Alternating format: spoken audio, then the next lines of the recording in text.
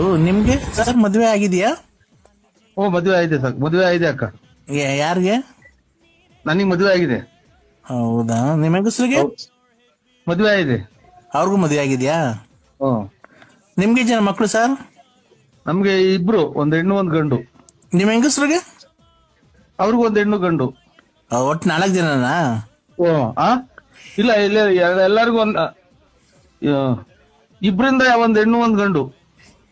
ಅಲ್ಲ ಸರ್, ನಾನ್ ಕೇಳ್ತಿರೋದು ಏನ್ ಗೊತ್ತಾ ಪ್ರಶ್ನೆ, ಓ, ನಿಮ್ಗೆ ಮದ್ವೆ ಆಗಿದೆಯಲ್ಲ, ನಿಮ್ಗೆ ಎಷ್ಟು ಜನ ಮಕ್ಕಳು ಅಂದೆ ಅಷ್ಟೇ ನಾನು. ಒಂದ್ ಹೆಣ್ಣು ಒಂದ್ ಗಂಡು. ಅದಕ್ಕಿಂತ ದೊಡ್ಡರೊಬ್ರು ಒಂದ್ 11-12 ತಿಂಗಳ ಮಗ ತೀರೋಗ್ಬಿಟ್ರು, ಗಂಡು ಮಗ.